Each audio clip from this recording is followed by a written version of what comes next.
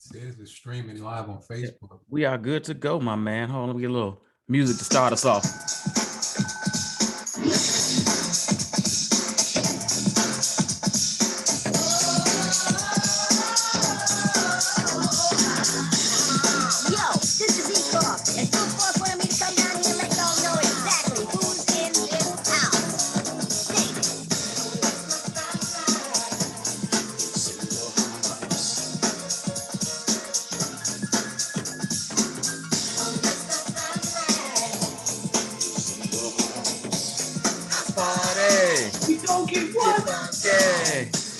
Yo, what's going on, y'all? Happy Saturday. Welcome to another episode of the In the Zone podcast. It's your boy, Brian Foster. B. Foster's in the building. Hey, man, this is a special episode. Usually it's 3-4 of us in here chopping it up. This time we decided, you know what? Me and my man Chris got a lot to say. We got a lot to say about this one. So this is going to be the two of us chopping it up about one of my low-key faves. Takes me right back to when I was 17. Kid and Play's House Party. I've already kind of half introduced him. You saw my man already on a couple of past episodes. He broke down Juice to the ends of being broken. It's my man, my frat, Chris Beard, the place. What's going on, baby? What's up? What's up with you, man? How you been, dude? Hey, man, I've been good, brother. I've been good. Fucking son's officially a bro now. Yeah. I saw the video, man. I saw the post, dude. I wanted to hop up on stage with them, dude. Man, I thought about it when I was there. I was like, I just don't know that one. I don't know that one. They look. You said I saw that. I was just like, man, I wanted to, get out there. And I ain't even a dancer like that, but it charged me up. Yeah, man. They was out there doing the thing, keeping it smooth with it. I was like, let me stretch. They went out, they got to A-walk, and I didn't even do that. I was like, man, nah, y'all can have it. I'm good. Come on, man. You gotta get out there with that one, dude. Man, look, I ain't A-walked in 15 years. That's around pulling Achilles or something, huh?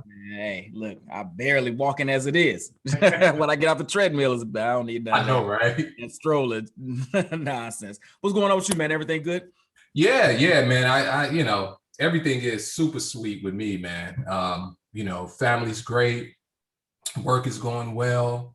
Getting back, the weather is breaking, so I'm getting back into exercising regularly.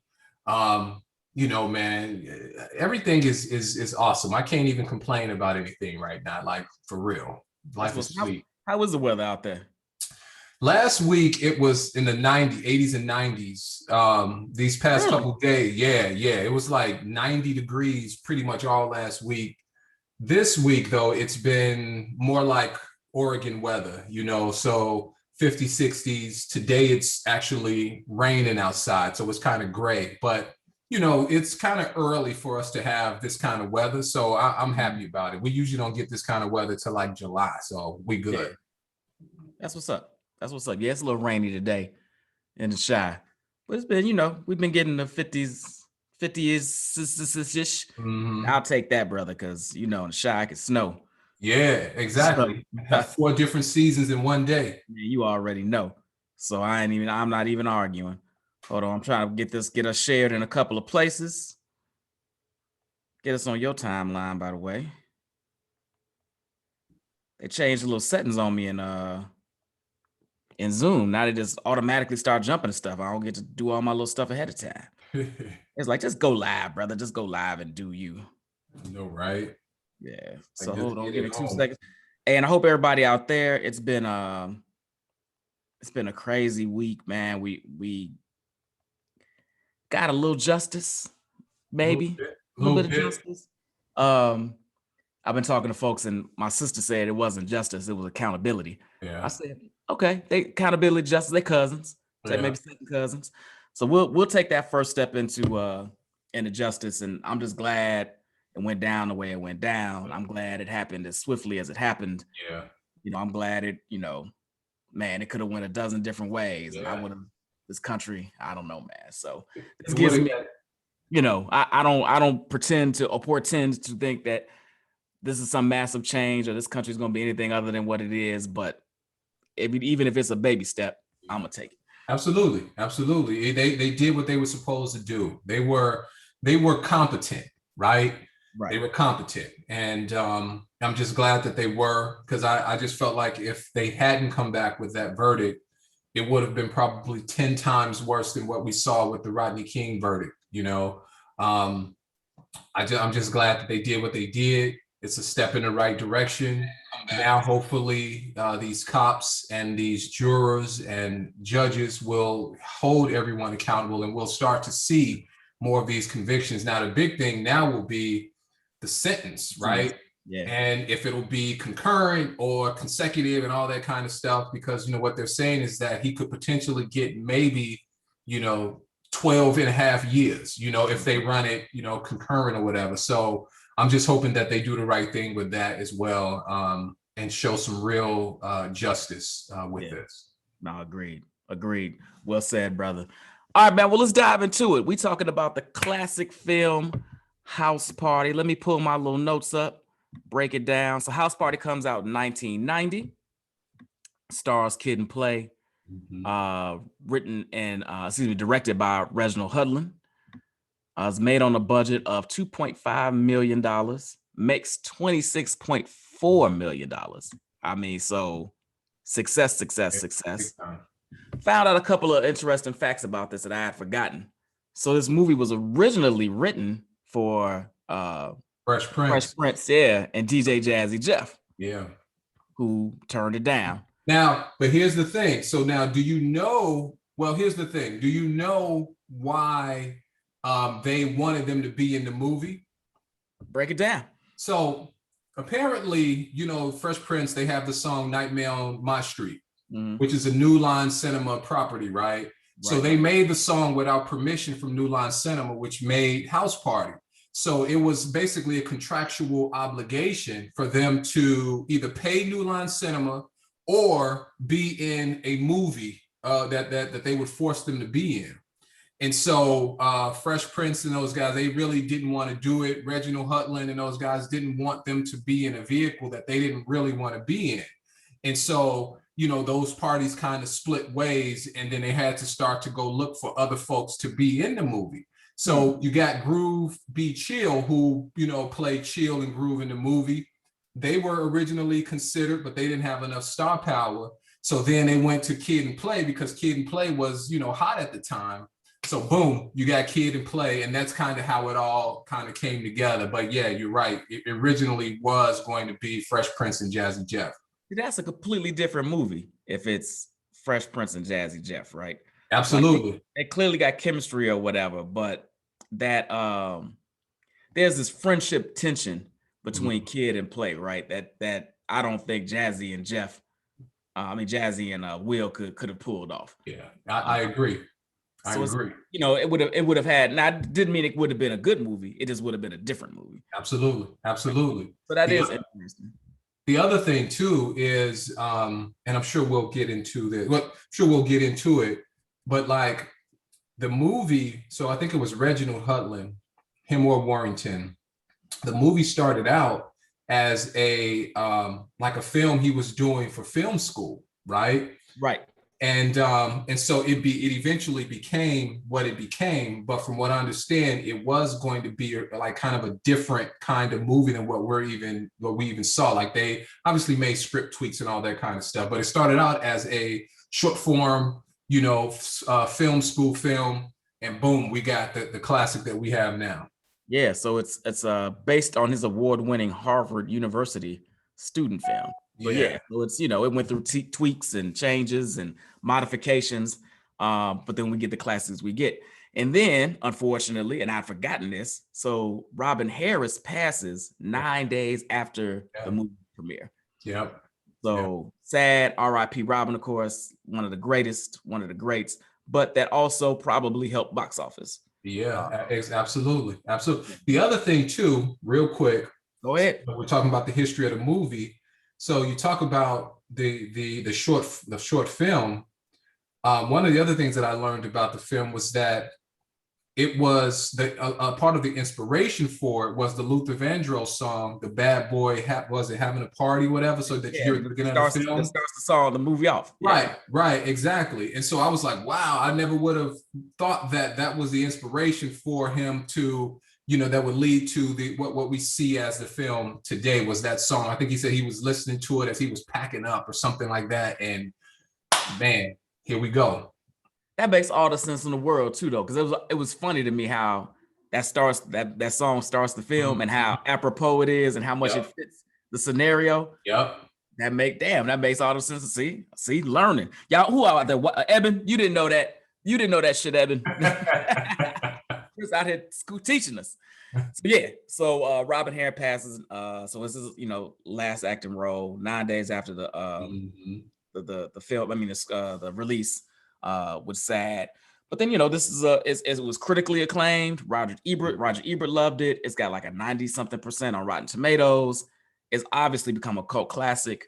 I mean, it's just it's a piece of, and it's interesting because it's this distinctive piece of cinema history that transitions me from high school to college.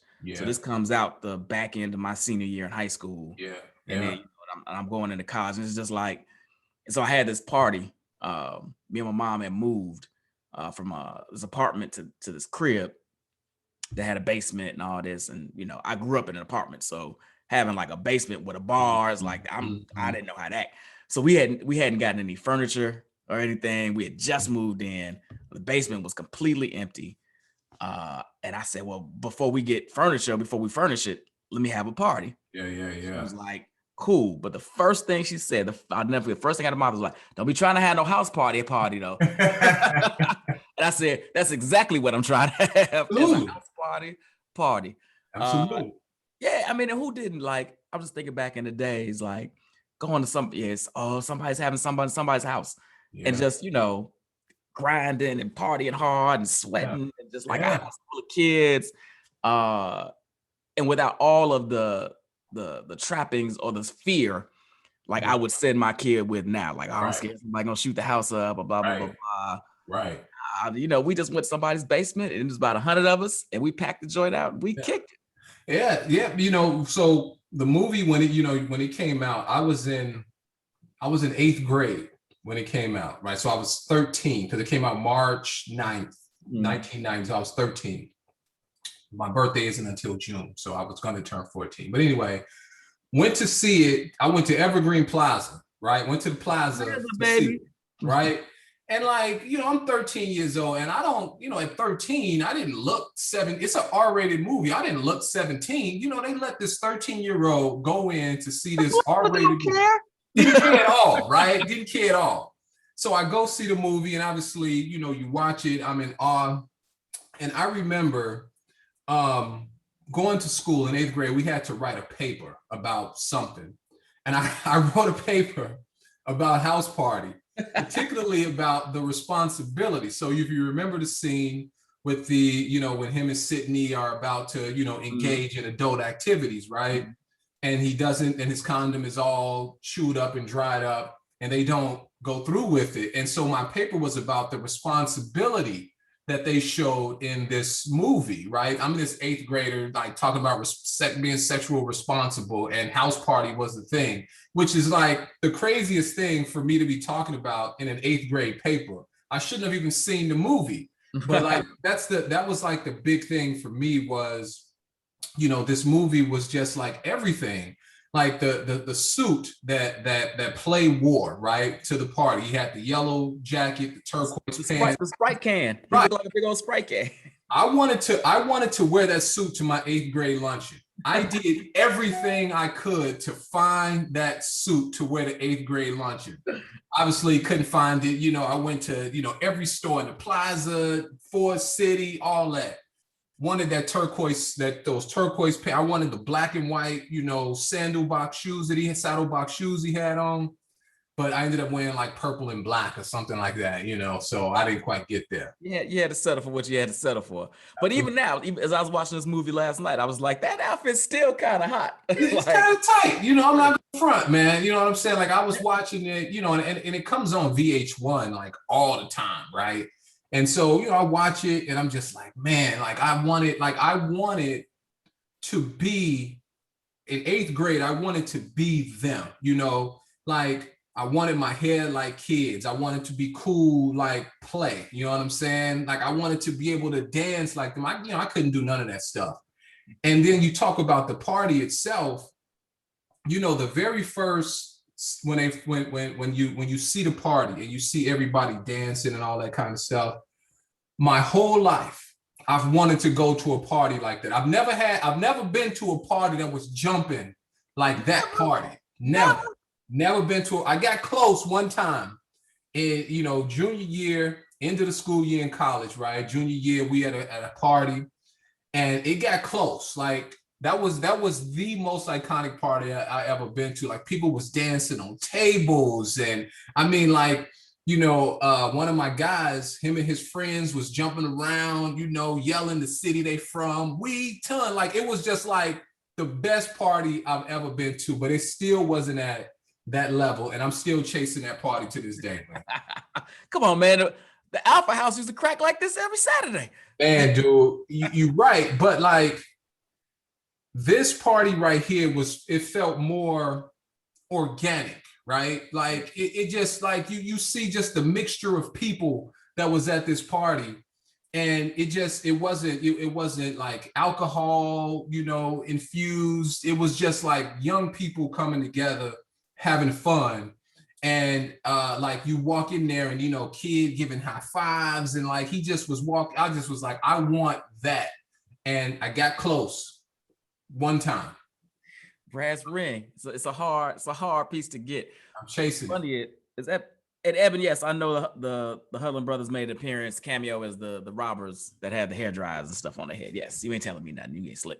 Yeah, man, it's a hard dream to chase, brother. Because as you know, what I had forgotten as I was watching this, how hard we used to dance. Mm-hmm. I mean, we used to like. I've forgotten how Jack and I mean, we used to dance hard. Yeah.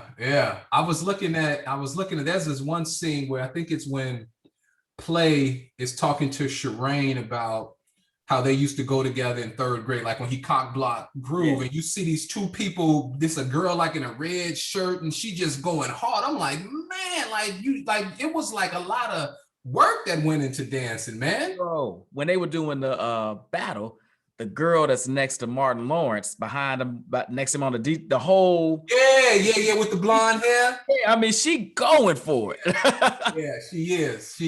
She was like, I'm gonna get my shine, man. Like she was dancing like she was on Soul Train. Bro, she was like, this is gonna be my 5 minutes, and I'm taking full advantage. All right, so you saw this movie at the Plaza. I saw this one at River Oaks. With my girlfriend at the time. And I just remember it. I mean, like I said, it was this like mad transition. Yeah. And like you said, then you chase this party forever, right? So you chase this party forever. But I'll never forget, soon after this, I went down to UVA, University of Illinois, ILL. INI. You know it. And we went for a visit. And she went, it was me and her actually. And the Noops had that house on Armory at the time, at the end of the block, that big house. That big house. Yeah. And we had a couple of folks that were already there like a year ahead of they was her year because she graduated a year before me. They were a year ahead of me, some other people's. We were staying with them or whatever. And it was like, it must have been homecoming because it was like it was a parade and stuff going down near the pack. Like we weren't there for homecoming. It just happened to be homecoming. No, it couldn't have been homecoming because it was after this movie came out. So I don't know what that parade was. Anyway, neither here nor there.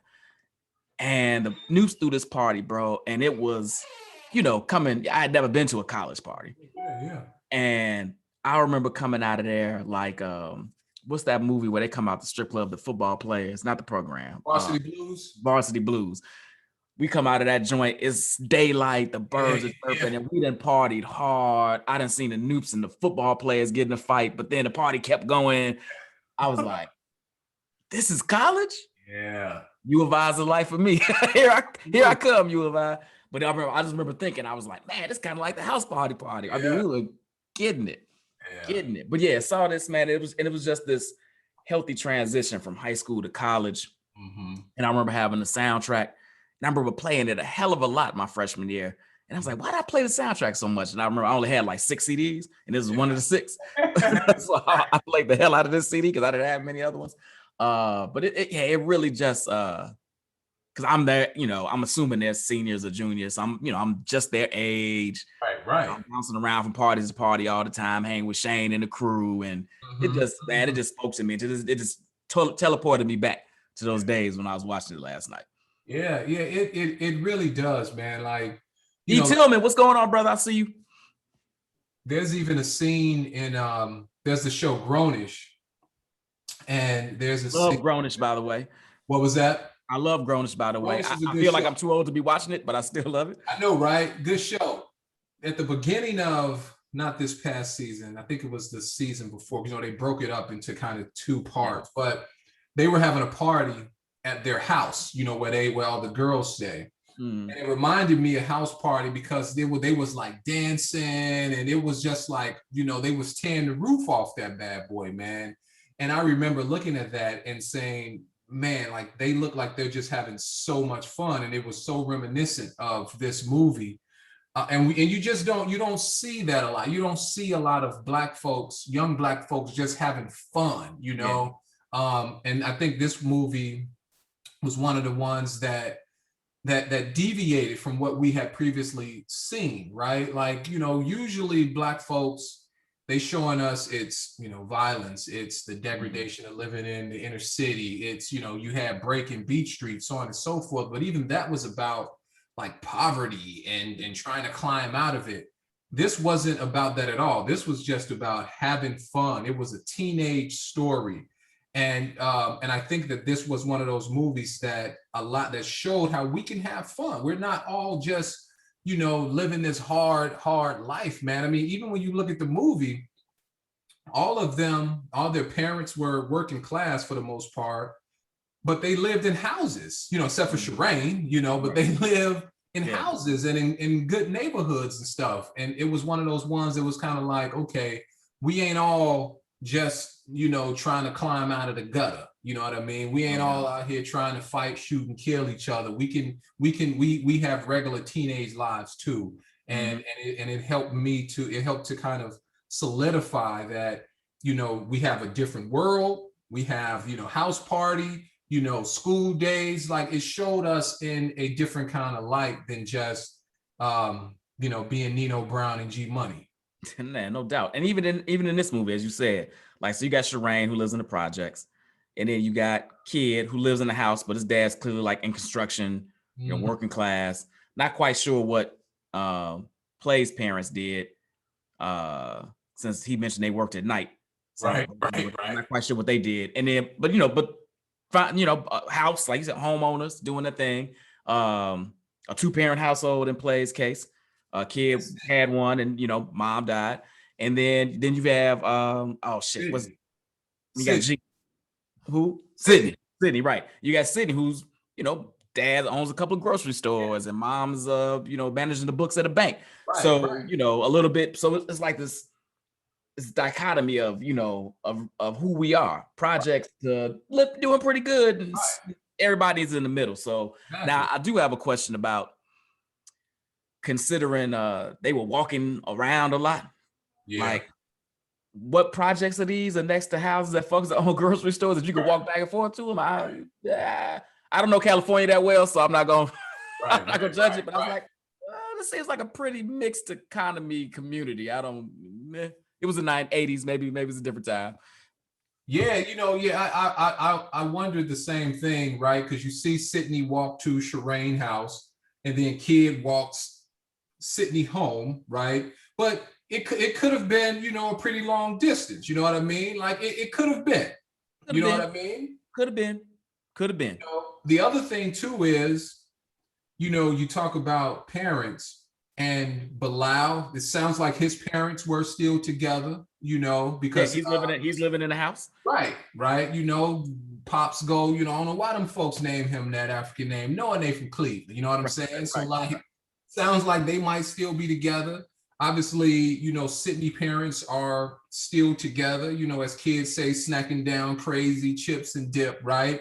And then the funny thing too is, even with them and them being kind of like bougie, so to speak, there's this part where, when they get back home, when Kid's sneaking out the house, and he say, you tried to, sucker punch me a couple times, and like, so, like they like real people, black right? folks, right? You know what I'm saying? Yeah. Like, so it's showing, how we can be a diverse group of people. We're not monolith, and it was just a lot of really good positive images in this movie that a lot of times people don't really pick up on because they're so in the background, but it really is about a lot of positivity in the movie.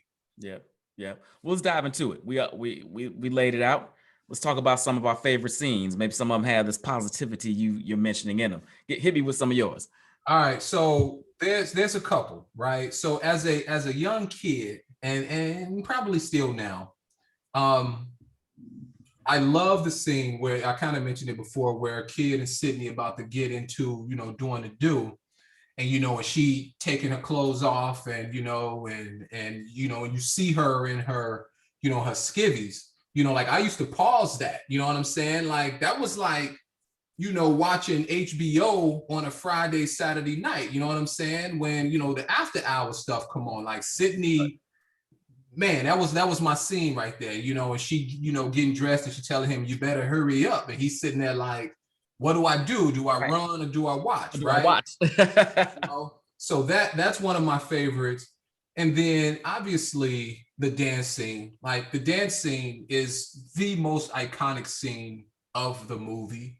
And I would even say even the parts leading up to it. So when Chill goes to him and asks him to teach him to move, and and so like Groove is like trying to get him to drink the beer, and he like, man, you my man, 50 grand and all, but you be going out on the soft if you don't, this cock D's. Like I just love that whole part leading up to the dance scene, man. So I would say Sydney getting dressed, and then the dance scene itself. And then another little piece that you get kind of slept on is when the bullies go to the house and they don't let them in, and then they standing out by the car, and he, they talking to each other, charging each other up, and dude go, man, I ain't going out like that. And he was like, man, so we cold bus stay as they coming out the house, they come out the burning house, and he's like, man, burning house. Like I love that part too, because it just feels like so natural, you know what I mean?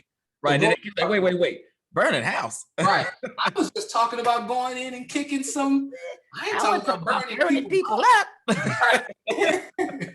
And then dude burn these people up. Right. Do I smell? And then at the end, he goes, give me who got a light, how about a Bud Light or whatever, like all of that together, man, is just like, I love all of that. No, those are some great scenes. Hold on, let me get my little list out real fast. So always like the lunchroom scene. Yeah. Where his boy, he getting handled, his boy sitting at the table like, ooh, and he spills a little milk. Stab got him held up. He's like, wait. Right. Now. Right. That's always funny to me. Just because I've seen that, not that specifically, but I've seen school lunchrooms are a hot mess in high school. You forget how out of control they can be and just cliquish and all the little side nonsense is happening. And I've seen a couple of good scrapes in those high school lunchrooms. So that always takes me back. The first, you just mentioned it, the dance battle, but even you mentioned it earlier too. Everything from when Kid first gets there to the dance battle, that whole kind of 5-10 minutes of the movie is just dope. He walking through, he's slapping hands. You see all the kids really dancing and getting their thing in. Groove dances and knocks the girl into the chair. She asks Kid about the snacks. He's like, this ain't no soup kitchen. Mama should have fed you before you got here. Chill is bumping the table, like all of that. That whole little 10 minutes, maybe 12 minutes is just so classic. Yeah. Now the dance battle obviously is the part of that scene. And and even that after the dance, then they go into the switch. I can't tell you how many times we did that switch. That whole little piece. I love that part. And what's funny? Couple things. So the lunchroom scene, if you go back and rewatch it, Joe Torre is in that scene. He's in the background. So he's in there. So when Martin and when Bilal and Kid and Play are sitting at the table talking, Joe Torre is like on Martin's like left hand side talking in the background to somebody. So go back, watch the scene. Gotta go back and watch that. And the director from Friday, F. Gary Gray, is also an extra in that scene. So the part where when they beating Kid up and like when they throw him on the table or whatever, there's a scene where you see like the teacher when he come push them out the way. F. Gary Gray is standing there with this like shocked look on his face, wearing an orange shirt. So I remember. I didn't know that was F. Gary Gray. Yeah, man. And then the other thing too with the dance scene, when when Chill keeps bumping the table, apparently that's based off of like something that really happened. So the Groove Be Chill as a group, their DJ name is Bilal. So Martin's character is named after his character, because remember I told you how they were considering to be the stars of the movie. And so apparently that was something that used to happen frequently between, Groove or Chill and Bilal. Like he would be bumping the table, you know what I mean? And they used to have these kind of confrontations. So that was based off of like a real live interaction between those guys. So that's funny. And I mean, it ain't nothing like being at the party and somebody bumping the table and you like, oh, what the hell? Right. They're like, oh shit, my bad. They embarrassed. Chill is like, play something I can dance to. I just helped you out. You call that mixing? Hey, Chris, how many times, and I never quite got it, but how many times did you try to do the Kid and Play foot tap thing? Oh, shoot, man. Every year since 1990, at least. I got a video of of me. Look how hard they dancing. Look at it. I got a video of me trying to do that with me and this guy who was a former co-worker of mine, man. We went from river dancing, right? Like the river dance thing to doing that, because we was just like, screw it, we can't do the river dance, so let's just do the Kid and Play. So yeah, I still haven't perfected it, man, and it's been 30 years. Yeah, I almost had it when I was like 20. I was this close, but it was the little hook and turn, hop around thing. I never could get that piece. We kept hooking and sliding. I couldn't get it. The slow dance scene. Yeah. Again, that just our kids don't slow dance these days, which is crazy to me. I talk to my sons about this, who are now 19 and 16, and I pick them up from parties or whatever, drop them off at parties, and I'm like, do y'all slow dance? And they're like, they slow dance. First of all, dudes don't even dance. They just stand on the wall and the girls dance on them. Yeah. Crazy. Yeah. And they were like, slow dance? No. First of all, I was like, well, I guess y'all don't even have slow music, so what would you slow dance to? Yeah. I said, but if you reach back and play some old Jodeci or some Boys to Men, put that on. They're like, nah, Dad, we don't. So I was like, y'all missing out on the whole situation. Yeah, I know, right? When it was time for the union to shut down and they started playing them 4 or 5 slow songs, you knew. Right. You was like, let me grab somebody and let me get this game going now. Because if you still by yourself by that second song, it's done for you. Right. You might as well just leave. Just leave the party. Go outside. Go beat everybody at Burger King. Because you're done for the I know, right? Just beat everybody at Burger King. It's a wrap for you. So just to see slow dancing at a party is always heartwarming. Yeah. And I've tried to use that line that he used, you so warm and fluffy, like a buttermilk. Like I've tried to use that, man. It don't work, just like it didn't work in the movie. What's the better line? The better slow dance line, Max, from School Days or Martin Lawrence here in House Party? Because they're very similar. Very similar, Max. Do you mean the one that what's his name? Grady says? That Grady was right. with the chick at the swimsuit party. Right. When he say, I ain't gonna even front, you make them want to. I gotta go with Martin, man. I gotta go with Martin. Because I feel like the Martin one, you can kind of play it off as being jokey, right? Whereas Grady's kind of come off more like he's serious about it. Like even if she don't bite the line with Martin, you can be like, I'm just talking. Right, exactly. So I gotta go with Marty Maude on this one. I don't know, man. I think I gotta go with Grady because it worked. He got him back to the dorm room. That's true. I gotta give him points for effectiveness. and just be like you said, you got an escape hatch with Martin's, right? With Grady's, hey, I'm going all in. This is what it is. I gotta appreciate his frankness and openness. Yeah, true. But see, here's the thing though. So with Grady, like he's a star football player. Like he could say anything and she was going back with him. Facts. You know what I mean? Like Martin, he had the dragon breath, he just wasn't considered a cool cat. Now, granted, the line still didn't work for Martin, but Grady, she was going back with him regardless. These are facts. I have this conversation with my girls all the time. Not all the time, but occasionally. And it's like, I'm like, if a dude is good looking to you, right, he got a lot more grace than some other. So like great looking dudes ain't got to be all that smooth. They just got to not be stupid and goofy. Exactly.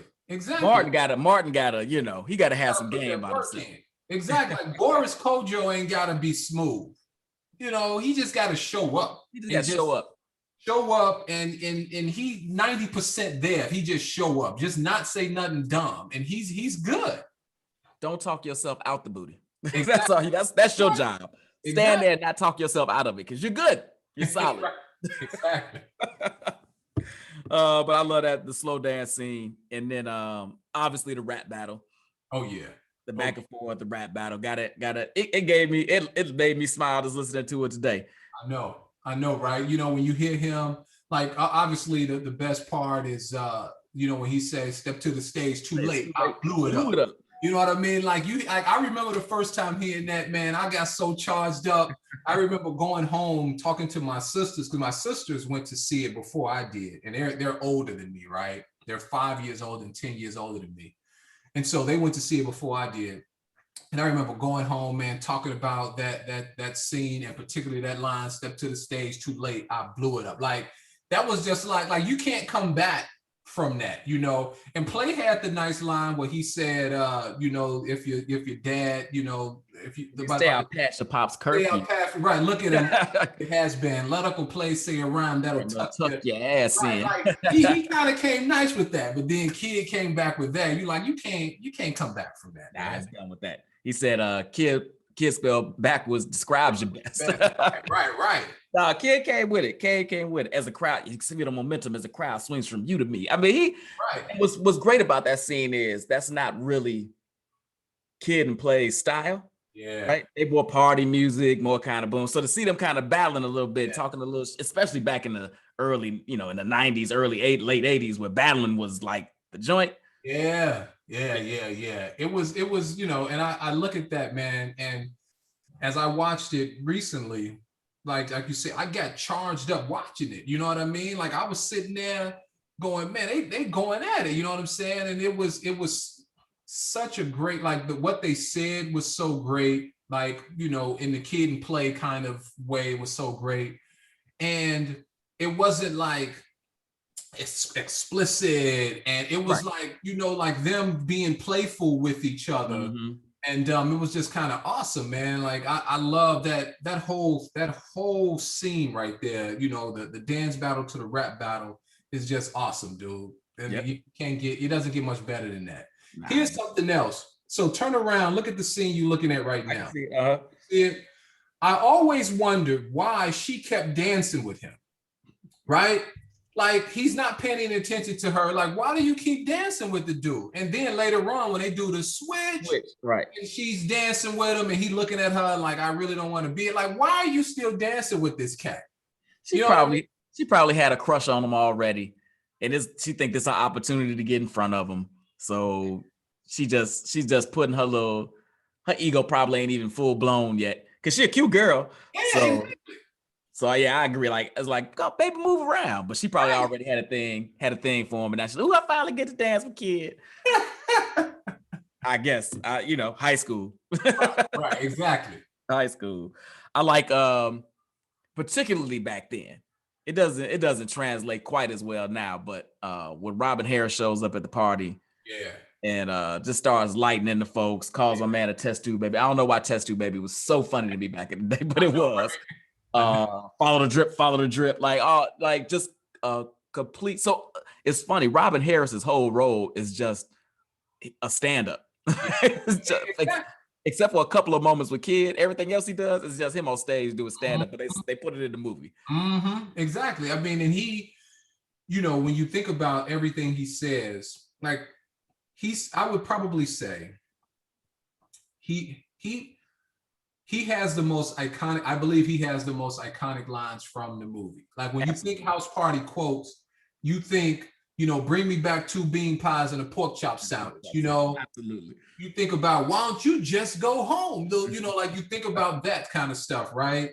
And again, I think he was riffing a lot, just kind of going off the top of the dome like he normally does, just kind of looking at the crowd and just cutting in on cats. And I think his character and his lines definitely stands out, and he has the most quotables from the movie, the most iconic quotables. Let me ask you this: has anybody ever done more with less than this man playing the same role in every movie he's been in? Absolutely. every movie, dude. He's Pops, or like his character in the movie is Walter Strickland. Yeah. But he's that with everything that he does. You watch Soul Plane, he's that character. You watch him on the Wayans Brothers, he's that character. You watch him in Talking Dirty After Dark, he's that character, right? That character. Everything. But he does it so well, like even in the movie. So he said, he has the line, when he says like, hey baby, yes, you do have some nice ones, right? Like that line right there. I think that I probably quote that line more than any other line. Like I used to, when I was in college. Wait, I'm about to say that. That's a little sick, Chris. You gotta expand on that. So he talking about old girl, right? The girl walking up, and he said, he's commenting about her body, right? Yeah. And so in college, sophomore year in college, I lived in Garner Hall, and we lived in our window faced the parking lot, which is right on Gregory Drive. I remember. And so Friday, Saturday nights, me and my roommate, we wasn't going out doing jack. So we sitting there, we seeing people go to parties, and and I would be yelling that out the window to girl, hey baby, yes, you do have some nice ones, like it was just like the fun we had. We 18 years old, we ain't got nothing else better to do. Right. Like, and to this day, I still, like, I don't yell it out to women anymore these days. But like, it's just a line that I repeat over and over again, because it's just such he delivers it so well. But he has so many quotables, you know what I mean? Public Enemy. Who wants a Public Enemy? Exactly. Go on dance with your big, Nine, go on dance with your baddie. Like, but he's that character all the time. That does the most with the least. So basically what you're telling me is you be in Whole Foods, you be walking down the aisle, you see somebody, you don't say, but in your head, you be like. In my head, I mean, man, if it's sundress season, or, if it's the, they wearing tights, in my head, it's, hey, baby. You do have some. Oh, man. So hold on, I got a couple of more. The walk home, kid's bathroom gets jacked up. Yep. And then Sydney house. That's all like maybe a little 10-minute stretch. Yeah. When Play's bathroom, I'm sorry, I gets messed up. So kids walking them home. Play drops drunk boy off. Yep. Drunk's groove off. Comes back, the bathroom's jacked up, and the 3 cats in there like, and Play snaps. And then kid walks Sydney home, and then they get like you said, they get their little thing going on in the bedroom, and he, nothing happens because they don't have. So all that's about maybe a 10-12 minute stretch of time. Mm-hmm. Probably my second favorite block of time in the movie, just because it's funny how kids' game elevates as the movie goes on. Because when he's sitting on the couch talking to Sydney, he's just goofy. He ain't. Is that Pierre Gardin? I knew that one. Pierre. Right. What's your middle name? You got a middle name? You got a middle. That's yeah. Right. But then he gets to he's like, I think if you're gonna be lovers, you should be friends first. Like he steps up with, I want to be your friend. I was like, okay. Kids' game elevated as the movie got along, but just And even that scene, like him trying to get the bra off, and I ain't gonna lie, when he first tried to get them things unhooked, hey man, that's a learned skill, bro. Absolutely. I'm still learning it, dude. Like, you know, I can't do it with the one hand, dude. You know what I'm saying? I gotta just be like, look, man, let's just take the time and, you know, unstrap this thing. I'm not smooth like that, man. You know what I'm saying? I got the one hander down eventually, but back in the day, it used to be, you need some help with that? Yeah, if you wouldn't mind. And they'd be like, Pick, and it'd be off. I'd be like, how the fuck do you do that? I know, right? I know. The other thing too that's funny about that scene, the bathroom scene, I'm sure you probably know this, but the guy, the guy that was like, man, I'm getting out of it's coming The out. tall cat, yeah. That's you know, that's Almondy Brown, you know, from Martin, right? You know, I remember reading you had the post about when y'all was at Freaknik or whatever, right? And y'all was down in Atlanta and y'all was at a restaurant and the waiter or whatever was kind of into you or whatever. And you that was the Bears game a couple of years. The Bears game. Okay. So, you know, you had your Almondy Brown kind of moment, right? And then obviously Stanley from Friday, he's in that scene as well, you know. And then obviously, you know, Clinton was in the bathroom and he was, you know, on the Martin episode where it was with Aquanetta and he played the really militant cat. Oh, that's right. I forgot about that. Yeah. He was like, I'm gonna paint all as much of the snow black as I possibly can. You know, why they gotta be black-eyed peas? Oh man, yeah, I forgot all about that. Yeah, so that's a great stretch, and like you said, just the show of, you know, kids being responsible, and you know, they're having that condom in the wallet too long. Yeah, we all been there, man. All been there. Like, man, I've had this thing in my wallet 2 years, right? And I've been sitting on it. It's been hot. It's been in the glove compartment. Like, what do you think it's going to eat? But you don't know. Hilarious. All right, so we talked about some of these, but what are some of your most memorable quotes?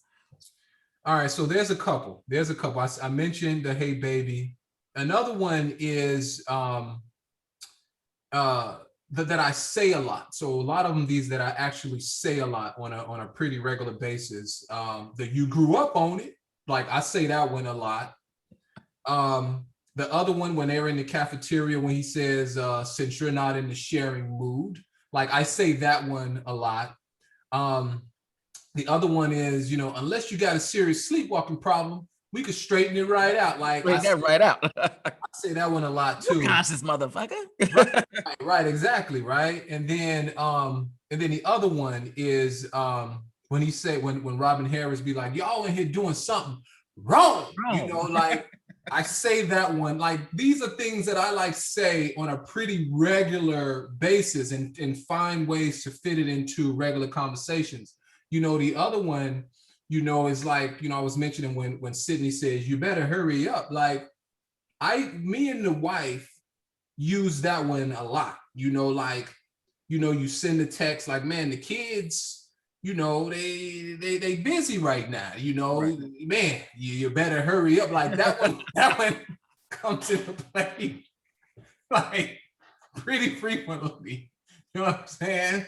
So like, I use that one a lot, but those are probably my my favorite ones that I use a lot. Right. We ain't got a lot of time. Right. You know, you better hurry up.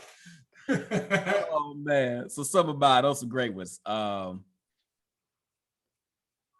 This doesn't happen as often now, obviously, because we've grown, but you know, we used to get little scrapes, little arguments or whatnot back in the day, especially in college. And then you know, man, so you know, the frat fights and bullshit. And then one of your boys always wasn't in it, like in some kind of way. You be scrapping and you see him off on a corner somewhere talking to some girl, or like he looked like he want to fight somebody, but he ain't fight nobody. Right. And you get thrown around and he ain't doing shit. So then you get back to the crib, you're like, man, what was you at? Man, right. Back. Yeah, way back. Like you wasn't nowhere near this joint. And then as you get older, just stupid stuff. We play video games and y'all supposed to be on the same team. Man, you supposed to have my back. I had your back. Yeah, way back. Right. Like I'm not as much anymore, but I used to use that all the time. I got a weight problem. Can't wait to eat. I always love that one. Oh, I still use this one whenever I'm like pretending we about to get into an argument or a fight. 2 tears in the bucket. Fuck it. Step to the Right. stage. I know, right? I know. Step to the stage. To the stage. Good old George Clinton cameo. Yeah, like you said, who over there anyway? Public enemy? Public enemy? Public enemy? Who are public enemy? Right. 2 inches above the thing. Just 2 inches. I got that in here. It's just 2 inches above the thing. I paid $15,000 for this house. Always makes me laugh. I know, right? I'm like, man, he's saying that like he paid $2 million. Bro, he said it twice. Right. I mean, he threw it out there twice. Right. Like I paid a lot of money for this house. I don't need it. I'm going to get those digits. That's another one. That's another one I use a lot. And I'll use different words, but I'll use it in the same tonation. You know what I mean?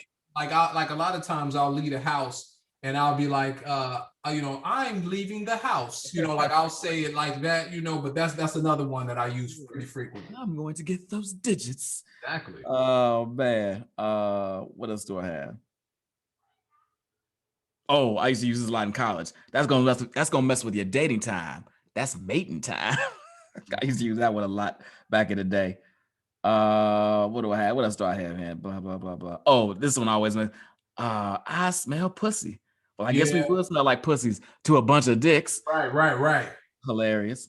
And that's probably and that's another one of those really famous iconic quotes from the movie too. Yep. Yeah. Here's a low key one. Come back to bed, Harry. Harry. Right. I forgot about that. Follow the drip. Mm-hmm. Used to use that all the time. Mm-hmm. I had never noticed this one before, but when they in the alley, and what's my man's name with the funny voice? His name is Shorty. Pee Wee. He's swinging the bat, and he's in the back of the Jeep, and he's like, "There goes what do you say? There goes that broom-headed albino." Mm-hmm. I had never heard that before until last night. I fell out laughing. It won't take but a minute, depending on who's on in it. Right. And and that scene right there too, man. Like, hey, so they in lockup. That's not really a thing. Right. I'm like, like seriously? You in a holding cell. This isn't really how this goes down. You the sweetest meat around. Like y'all been in here for like 2 hours, and y'all finna, Yeah. That scene right there is always. I'll always be like, come on, man.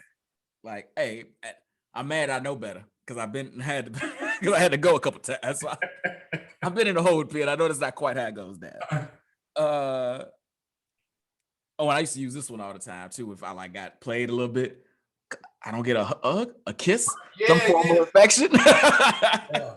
I use that one. I still use that one to this day with the wife. Be like, man, get a hug, kiss, some form of affection. Love that. What's the blackest thing that happened in this movie? So I think there's two. And so I think the number one blackest thing is when Peanut, Shireen's brother, say, grape or red. Like, you're not even a flavor with the red, like grape or red. Like, that's what black people do, right? And then with so much indignation, red. Exactly, right? Like, I remember, man, years ago at Cotton Club down at U of I, there was a comedian. And that was like, I think it might have even been Erica Watson, maybe. But like, I remember, the joke being, what is black people's favorite flavor, right? And, everybody red, like, because we know that's what we say, it's red. So I think that's probably the blackest moment in the movie. The other one that I like a lot, and it could maybe even go into one of my favorite quotes, is when they chasing Kid and he runs through the house and the lady go, want some chicken, baby? Like, I just, like, that's just a real black moment too, right? Like, I love that part, man. And that's a low key quote in the movie too. Nah, it is. So I got a couple. One of mine ties to yours. So we asked what flavor, right? But then immediately following that, he pouring a whole bag of sugar in that joint. Bag of sugar. A whole bag of sugar. I remember, back in the day, we made 3 pitchers of Kool-Aid, and if we had inch of sugar left. It was a shock. We poured like a quarter of that bag every time we made some Kool-Aid. What else did we do? Dick Gregory. Yeah. Exactly, right. And then Dick Gregory. give him all that Dick Gregory. And then police harassment. Yeah. The white cops harassing everybody the whole damn movie. Exactly. Whole movie, right? Now, you know, they harass Robin walking down the street. They harass Kid. They beat up them. They take them down to the docks, right? And they, F them up the way that they F Pee-wee up the same way they F the other two up, right? But here's what I will say.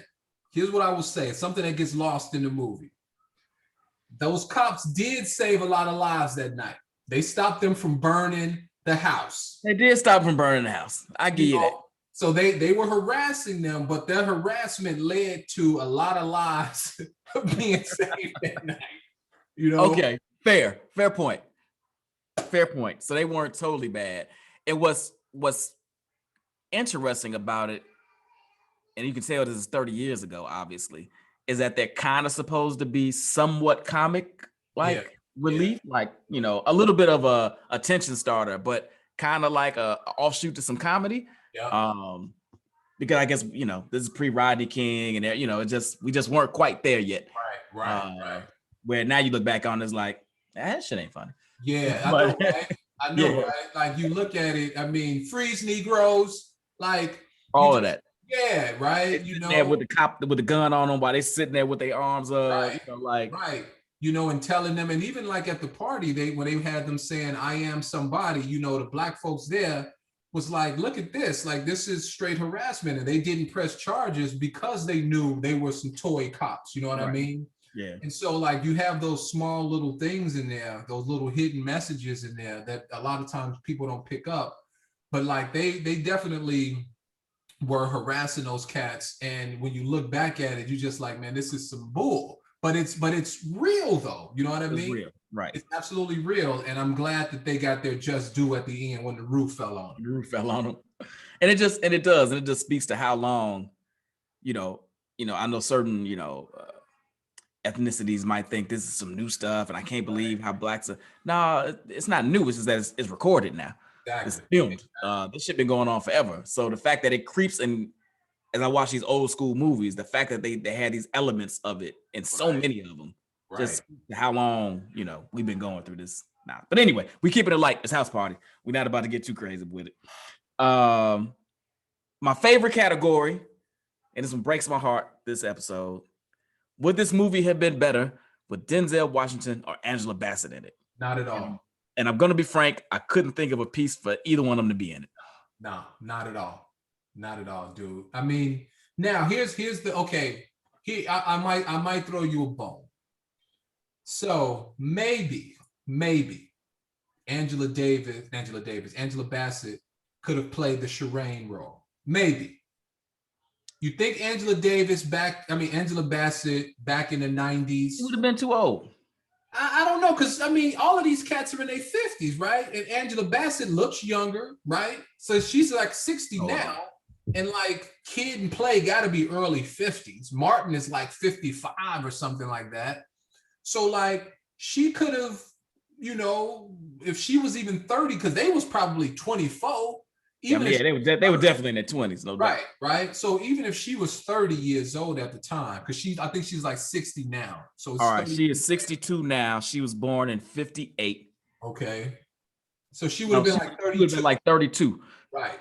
So now she looks younger, right? She could have maybe pulled it off, because she does look younger than her age.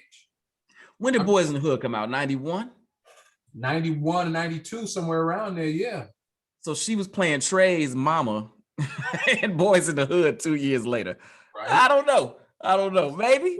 But she was playing his mom, right? But remember, she had him young, so she was playing a young mom, right? True. But even then, she was probably 38. Like her character was probably somewhere around 38, because Trey was 18. Even if she had him at 16, she was probably mid-30s at least. Yeah. So again, I'm just saying that's the one role that I could have seen her play. It's interesting. It's interesting. See, I always think of Angela Bassett as 40. Even when she was 20, I think of her as 40. And she's 60-something now, and I think of her as 40. It's hard for me to move her around. I've had this conversation a dozen times. Here's where I think she might not have been able to pull it. So last week I did How Stella Got Her Groove Back. Yeah. And now there was somebody on that was in the movie. So she said she verified that often they don't have music playing when they have these dance scenes. It's just you know put the movie in the music in later. Because I was like, Angela Bassett don't look like she can dance at all in this movie. Right. That being said, Shireen killing it on the. I don't know if Angela gets to pull the. Yeah, that's true. You know, now she was Tina Turner. It's true, she was. So, but Tina Turner was a different kind of dance. I don't know. Yeah. I don't know if Angela could do the little routine that her and Sydney were doing. I don't know. Yeah. That's a good point. I didn't think about the dancing part. You're right. The one thing I will say is this, is that one of the cool things about this movie too is the dark-skinned girl was the most sought after girl, right? Typically it's the opposite. Rare in the 90s. Exactly. So that was one of the cool things, is that Shireen was the one everybody wanted. And it wasn't Sydney. Sydney was, like whatever, So that was another cool thing about the movie, that she was the one that everybody sought. And she was most desirable. Yeah, absolutely. Yeah. Agreed. All right. Is this the best movie the Stars ever made? Kid and Play. Yeah, easily? Yeah, for sure. Easily? The most desperate? Now, I have an affinity for Class Act. I have a soft spot for Class Act. Class Act is terrible. It's not good, but I have a soft spot for it. I don't know why. Blade and what was the kid named? Duncan Penderhughes, or one of their names was Duncan Penderhughes, and Blade Brown. Nah, dude, I can't mess with Class Act, man. Wait, what was his girl's name? I don't remember his girl name. I want to say Delvina, but it wasn't Delvina. Something like that. I thought you was gonna play with my frog. That shit always cracks me up. That shit always cracks me up. All right, maybe that's just me. But Kid and Play, easily. Easily for them, for sure. Martin. Well, okay, so Martin, you can go a couple ways. Martin, you could say either Boomerang, Bad Boys, or Do the Right Thing. Right? Those would probably be of Martin, and even of those three. And I love Boomerang. You know how much I love Boomerang. I would probably have to go with Bad Boys 1 as his best movie. It's definitely the only one he's the star of. Yep. He's actually funny. He gets top billing in that movie. Yep. Will Smith is second billing. Right. Fair. If we're saying his best, I'm partial to Bad Boys too. I prefer it as a movie. If we're going to best movie he was ever in, is Do the Right Thing. And again, Boomerang is one of my faves, but as a piece of cinema, right, Do the Right Thing is better than Boomerang. But you might be right. If we're just going straight Martin and he's not in some supporting role, even though I prefer Bad Boys too, it's probably Bad Boys. Probably Bad Boys. Gotta roll with that one. Gotta roll with that one. But I'll ride for Do the Right Thing. It's the best work he's ever been in, but he's in it for like 3 minutes. So. Right, exactly. And then what about Robin Harris? Probably Mo Better Blues. Right. Well, he's in Do the Right Thing. You can Do the Right Thing too. So I'll go with Do the Right Thing. And his role in Do the Right Thing as Sweet D. Willie. It's a bigger role as well. So I'll go with Do the Right Thing with Robin Harris too. Yeah, I gotta go with Do the Right Thing. Because it's in Harlem Nights. It's not Harlem Nights. Yeah. Mo Better Blues is one of my faves, but Do the Right Thing is superior. Yep. And I love him, like he's just showing out in this. I love him in this. But it's Do the Right Thing. Do the Right Thing. What about Full Force? Oh, it's definitely this one. I mean, now don't get me wrong. They was in Crush Groove, right? They were in Crush Groove. I was gonna say, what about Crush Groove? Right. And I love Crush Groove. But if I had to choose between watching House Party and watching Crush Groove, I'm choosing House Party. And just as a piece of cinema, House Party trumps Crush Groove, from a plot standpoint, acting, so on and so forth. Gotta be. When's the last time you watched Crush Groove? Probably about a year ago. I got the DVD. I got it. Crush Groove isn't very good. It's not a good movie at all. You know what I mean? The acting is terrible. I mean, the only real actor in the movie is Blair Underwood, right? Yeah. Ron and DMC, they're terrible. The dude who plays Beaka is terrible. Sheila E. is terrible. I like the Fat Boys. Fat Boys are pretty good. Right? They made Disorderlies because of the role that they had, right? Fat Boys are okay. But like, as a piece of cinema, like, you watch it because you want to see the rap scene. You ain't watching it because Ron, it does a great job when he sees Sheila E. dead messed up after she slept with Russell. You know what I'm saying? Like, you ain't like, he ain't a good actor. You know what I'm saying? So you like, and you get to hear Tender Love. I like that piece of, Absolutely, right? Tender Love. You get to see your boys, New Edition and the Beastie Boys. She's on it, like. Yeah. I mean, Chris Rock is in the movie too. You probably didn't notice this. I remember that. Yeah. In the movie, he's in the background standing by the door. You know what I'm saying? I remember that. So yeah, Crush Groove is one of them. If it's on, I'd watch it because it's obviously dear to my heart as a movie. A lot of our favorites are in it. And it's so bad it's good. It's one of them. Like, it's so bad it's good. Like, anyway. What about Tisha Campbell? Best movie she was ever in? You know what? No, it can't be, because she was in School Days and she was in Boomerang. And so those two would be better than this. And so I would probably roll with, it's tough, Boomerang or School Days, even though her part in Boomerang is so small. I love Boomerang, and I don't know if School Days as a piece of cinema is better than Boomerang, but Boomerang is a better movie to me. Agreed. You know what I mean? Agreed.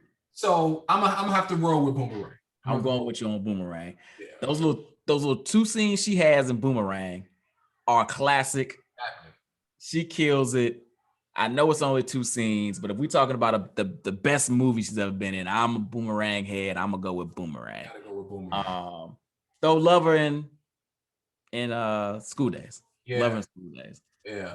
But yeah, I gotta go Boomerang. What about shit? I just forget. I didn't write her name down. What's my girl's name right here? Was it AJ? AJ. Is it Anderson? No. It's AJ something. I can't think of it what it is right now. I can't. Yeah, it's AJ something. Yeah, I didn't write it down. AJ Johnson. Not Robinson Johnson. I'm gonna say Baby Boy. You put Baby Boy over House Party? For her. No, it's House Party. You gotta go with House Party. But man, I do love her in Baby Boy. Baby Boy's good. I do love it. But it's House Party.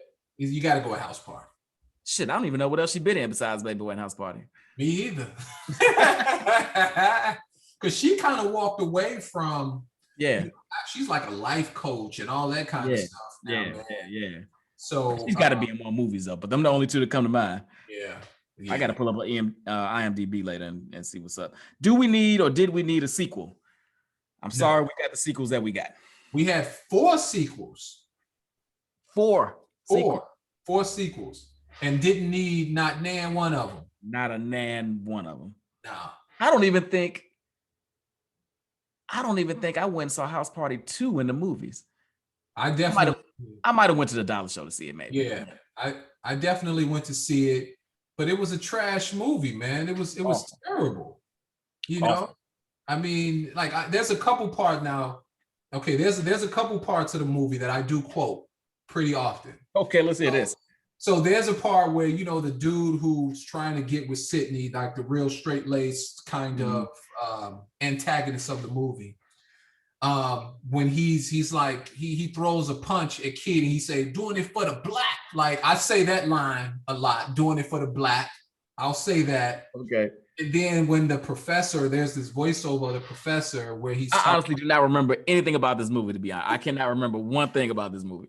So it's a terrible movie. And so the professor, Kid's professor, he talks about, repeating the past. And he talks about, know the past because you're doomed to repeat it. So I use that line a lot when I'm talking to like kids and stuff like that. So those like the only two things that I really, really quote, for the black and doomed to and know your history so that you're doomed to repeat it. Other than that, it ain't nothing about that movie you want to ever watch ever again. You better than me. They had a pajama jam in that movie, right? They did have a pajama jam because Play takes kids' tuition check and spends it on this record thing.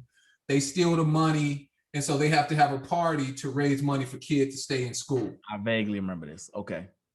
Right. What was Play? Oh, so kids in college. What the hell was Play doing? Just Play. He worked at a record store and was trying to get them into the music business. Okay. And so like Bilal was also there, but kind of as a tertiary character, kind of like the voice of reason in the movie. But his role is so small. And then Kid had the white roommate who was from the group Black Young Teenagers. Tap the bottle and twist the cap. That dude, I think his name was Jamal in the movie. So he had him as a roommate, and and then you had Queen Latifah. She was in it. I don't remember that at all. Yeah, she was Sydney's roommate. She was like, she was like an older student, like an upperclassman. And then Imani, the model, she was in it as well. But it sucked as a movie. I might have to revisit it just to fast forward around and refresh my memory. I don't remember it at all. Ralph Tresvant was in it, and Ralph Tresvant, Tony was in it. They performed at the party. Oh, so Ralph Tresvant performed. He wasn't in the movie. Right, he performed. So he performed the song. I forget what song he performed, and Tony performed in the movie too. I might have to go just fast forward around for 15 minutes and see the good parts. That's the sex scene. He's in it. He does another sex scene in the movie. Oh, big guy. Yeah. All right. Was this movie directly responsible for anything in the culture? I couldn't think anything except for maybe Hot Top Phase, but I think that was already a thing. It was already a thing. Yeah. I would. This is what I would say. I don't think that it was responsible for anything directly when it comes to like dress and speech and things like that. But what I would say is kind of going to the point that we made earlier, that it showed a story about Black teens, right? Mm-hmm. And how Black teens can be like teens. It was kind of like a John Hughes kind of film, right? Mm-hmm. Teens going through teen stuff, having a party you're not supposed to have, doing the things you're not supposed to do as a teen, kind of being rebellious. And it showed us in a different kind of light. And I think that it sort of helped to pave the way that we don't have to be just the New Jack Cities and the Boys in the Hoods and all, even though those things came later. I was about to say the sad part is they came after this. Later, right. But like the thing is, it showed that it kind of paved the way for things like what's the Matty Rich movie with Lorenz Tate when they at the beach? Inkwell. Inkwell. It's like it showed like you can have a movie like that where it's not just about you strapped and fresh and all of that kind of stuff. Like we can be regular teens, you know what I mean, and going through regular teen stuff. And so from a cultural standpoint, I think it helped to kind of set the groundwork that those kinds of movies can be fun. They can be attractive to all audiences and not just to Black people. What's funny about that is, because I agree, I'm surprised because Hollywood is such a copycat industry city, right? This movie makes like 13 times the budget. Yeah. I'm shocked that nobody made more of these. Well, they did make House Party too, but I mean, more of these types of movies, right? Considering the financial success of it, and that it rolled right into the Boys in the Hood, New Jack City, Minister Society phase of it. I would have thought that we had some more. And then this one. You. You get out of here. Look out. What happened to the other Gatorade? It's gone, buddy. Why? Because I was working out, not drinking. Excuse me. Yeah, I get you some more. Anyway. You're mean. Yeah, I am mean. I know. Soundtrack 1 through 5. Okay, so what are we considering a 5? 5 is tops. 1 is lowest. Right. So I'm saying, in your opinion, what would be a 5 soundtrack? Boomerang. Okay. Love Jones. Menace to Society. Dead Poets. Dead Presidents. Okay. Those are the ones that spring to my head. So I would say a 3. And I would say a 3 because when you look at the soundtrack itself, there's like the actual soundtrack, not the songs that they play in the movie, but the actual soundtrack, which is like, House Party and Fun House and, Ain't My Type of Hype, and even the early song. There's only, you got the Flavor Flav. I can't do nothing for you, man. Nothing for you. Those are really, really good songs, right? So I would probably give it a 3 because those are songs that you just hear and you want to rock to and dance to, but they don't compare to, Pocket Full of Stones and Menace to Society or Straight Menace or whatever, like they don't compare to those. And even as a whole compilation of a soundtrack, it's not as strong as a Boomerang where you can just kind of let that play,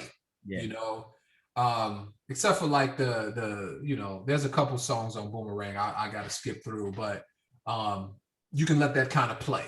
I don't think you can let this soundtrack play. I think the only one I skip on Boomerang is probably the Grace Jones song. And see, I like the Grace Jones song. Well, which one are you skipping in? So like the one song that like I don't really like the Keith Washington song too much. Oh, I'm not the biggest fan of that song. Oh, yeah, it's and I know it's sugary sweet Keith Washington, baby. How can you not like that? The only Keith Washington song I mess with is the song, I forget the name of it, but where he has it's not even on that soundtrack, but I only really mess with one Keith Washington song. The one with Shantae Moore? No. It's a song where he has this really sweet bridge part where he like sings really loud. I cannot, it's my favorite Keith Washington song. I cannot think of it. I'll have to hit you up with it later. Okay. But that's the one I kind of passed by. But even like, Hot Sex on a Platter, the TLC song, Johnny Gill, that's my cut. Tony Braxton, you can let it play all the way through, except for End of the Road. I'm a little sick of End of the Road, but back End of the Road, right? End of the Road, like, man. Yeah. So, no, I agree with you. I'm thinking because you got a Flavor Flav track, you got a Lisa and Cult Jam track, you got the Force MDs, you got Kid and Play, of course, you got an LL Cool J song. Yeah, To the Break of Dawn. I mean, they got. I like I said, I bumped this soundtrack surprisingly a lot. My freshman year in college, so I'm gonna give it a 3. Yeah. If nothing else for nostalgia's sake, but some of this, why you getting funky on me today? I mean, that ain't really no. I like yeah, that. I like that song. Yeah, but I like that song. Yeah. What a Feeling. I always like that song. Mm-hmm. Yeah, it's a solid soundtrack. It's a solid soundtrack. I think the other one too is the one, I think it's by the artist. I think the name of the song is called Surly. Arts and Crafts. The Arts, right? I love that song, man. Love that song too. Yep. And they play it in the movie, but I love that song, dude. Yep. Like it doesn't get the credit that it does. The soundtrack doesn't get the credit it deserves, but it's solid. It's solid. Not spectacular. Solid. Yeah, solid. Movie poster 1 through 5. I'll probably say a 2. See, this is where we differ. I think it's a 4. I like this movie poster. Yeah, I think it tells you everything you need to know. You got Kid and Play, you got Bilal, you got Shireen and Sydney, you got the house in a little thing right there. You got Full Force, They Can't Get In. Yeah. You got Bilal with the record. Like, I think it's a dope little poster. I mean, it does tell you everything. But okay, but why is Play covering Kid mouth? What doesn't he want him to tell? That's my one question. It would have been better if they had done that and he had a mic. So it's like, I'm shutting you up so I can rap. I don't know why he's doing this. Oh, maybe because he thinks he's gonna tell his father, and then because it's supposed to be a secret because his parents out of town. I don't know. That's the only thing I can think of. So that's what I'm saying. You know what I'm saying? Like it makes no sense. And then you got, now I'll give you, yeah, it tells you everything you need to know. Pops is, I'm gonna get you, full force. I'm gonna get you too, but yeah, it's a two to me, man. All right. I can live with that. I got a couple of random thoughts, as I like to say. Kid don't have a book bag. When he comes home in the beginning, he got all his books in his arms. Right. Who does that anyway? Was weird. So Witherspoon and his wife are the same basic couple in Boomerang a couple of years later. I had forgotten that was his wife in this movie until I watched it last. Oh, that's right. So they just pick those two up, put them in Boomerang, another Hudlin production. Yep. Why did Pops let Kid even go to the party? And by let him go, I mean, as soon as he closes the door, he wakes up. Oh, right. Why does he wait for curfew to go look for him? Why don't he just go grab him? Because he ain't supposed to go nowhere. So why is that like, he's like, maybe I shouldn't have said that. I made the mistake things. I'm gonna let him have it. See, I think he was like, let me see what this boy gonna do. He's giving him a little rope to hang himself. Right, exactly. Because maybe Kid was taking the garbage out. I don't know. But he was giving him the rope to hang himself, and like, man, let me see what this boy really gonna leave his house when I told him not to leave his house. Do it. I don't know. It seems like he would have been on the porch 5 seconds later. Like, what the hell you think you're doing? Right. You would think, right? Because that's Pops, right? Pops, right. I don't know. I always thought that was odd. There's a scene. I don't know if you peeped this. When they go upstairs to get the coats and the pocketbook right after Pop shows up at the party, and they messing with it actually just went off. I wish I had got to this a second quicker. There's a piece where there's a couple outside, like on a stair landing, kissing. Yep. But they aren't kissing. They're not. Their faces are just right next to each other. Right. Yep. It's the most obvious thing ever. Yeah. I'm like, come on, editors, we could have done better than that. Okay, so Sydney. How do we feel about Sydney in this movie? I think she's thirsty in this movie. Kid disses her pretty much the whole movie. He's, trying to get with her friend, and he uses this, line on her, and she still let him try to, she about to, let him have it that first night. He was gonna go. Exactly. I always felt like she was thirsty, dude. Like, come on. So I wrestled with this because there's no slut shaming in my house. I'm all for women and their sexuality and embracing it, and whatever you want to do it. More power to you. Right. Then I thought, wait a minute, this girl like 16, 17, maybe 18 tops. Mm-hmm. He been hollering at her best friend the whole movie. Only time he comes around her is when her girl plays him and moves around. Exactly. He walks home behind the whole time trying to set up a date or whatever with a girl. Mm-hmm. Then that goes left. He walks her home and tries the exact same shit. Right. And she gonna roll. And not only is she gonna go for it, if you want to kind of play this game with your girl, give him a little kiss and be like, you ain't want to kiss him, but I did. Okay, maybe. But to give him some? Yeah. Y'all ain't even been out on a proper date. Exactly. And you like, and then our baby chose to stay home, but your baby a little slutty. Oh, yeah, she is. Exactly. You might want to get a handle on this, parents. Exactly. You know what I'm saying? This ain't her first time, about to get in. Exactly. I don't do this on the regular. I don't do this on the regular. I kind of think you do, Sydney. Right. Exactly.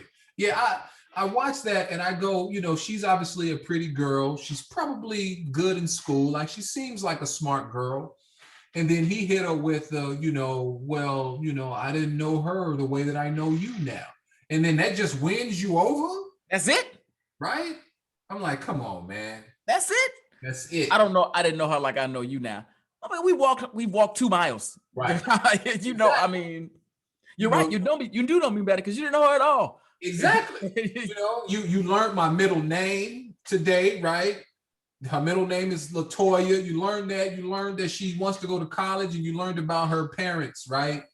And now, man, I'm just gonna look past how you wanted Shireen all this time. Now, and I'm all in. Not only am I gonna look past it, maybe I'll look past it and we can hang. You start going together in high school, like 2 seconds. So maybe we can go together, and a couple of months later, maybe once you've been my man for a little bit, and you're like, all right, that was a crazy night, but we here now. Right. It's all the same night, girl. Same night. It's 20 minutes later. Exactly. So I've always looked at that like, yeah, she was a little thirsty and maybe a little insecure. Oh, as a father now with a daughter, it just broke my heart. Dude, tell me about it. Don't be Sydney, baby girl. Don't be Sydney.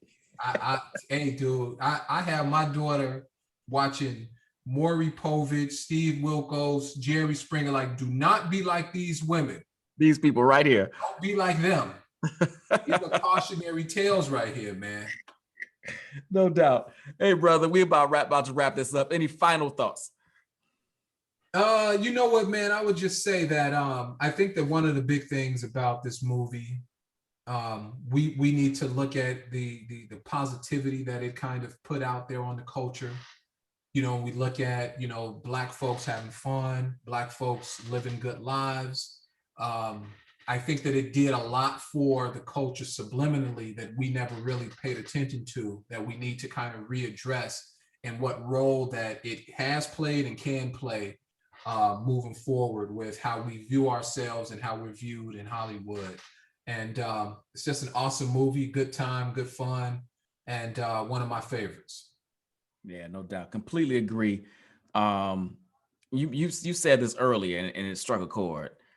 It's like a Black John Hughes flick. So if you're into 16 Candles and The Breakfast Club and Ferris Bueller and Weird Science, yeah, Pretty in Pink, was that a John? That's a John Hughes film too. Yeah. If you dove in all those in your teenage years and you still love them, no reason House Party isn't and shouldn't be on your list.